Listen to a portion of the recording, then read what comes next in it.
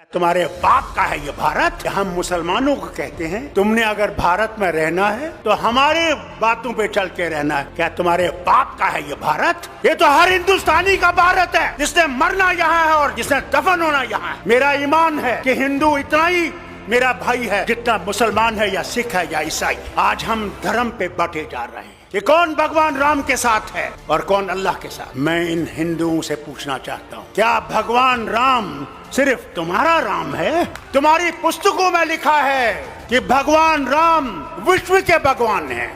हम मुसलमान अल्लाह को कभी ये नहीं कहते हैं कि वो रब्बुल मुस्लिमीन है, कि वो सिर्फ मुसलमानों का रब। हम कहते हैं कायनातों का रब है, आलम का रब है, कोई माने या ना माने। अगर हम ये समझते हैं कि इनको हम आसानी से हटा सकते हैं तो सच्चाई ये है, इनको हम आसानी से हटा नहीं सकते जब तक हमारे दिल साफ नहीं होंगे। अगर मैं ये समझूं कि सिर्फ मैं ही मैं हूं और दूसरा कुछ भी नहीं है तो ये कभी भी नहीं जाएंगे। आज हम ये सोचते हैं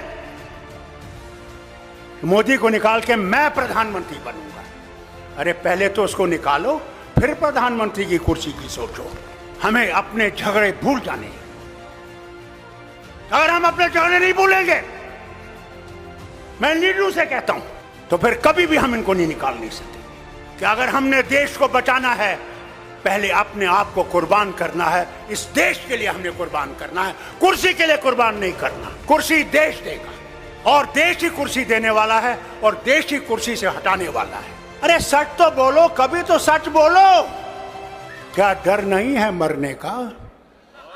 जो आया है उसने जाना है। वहां तुम्हें अमित शाह नहीं बचाएगा, वहां तुम्हारे ये झूठ बोलने वाले मिनिस्टर नहीं बचाएंगे। वहां भगवान होगे और तुम होगे।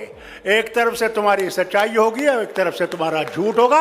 वही हाल मेरा होगा, वही शरद पवार का होगा, वही आपके मुख्यमंत्री का भी होगा। हमारे यहाँ भी एक जमाने में फिरौन होता था और फिरौन अपने आप को खुदा कहता था।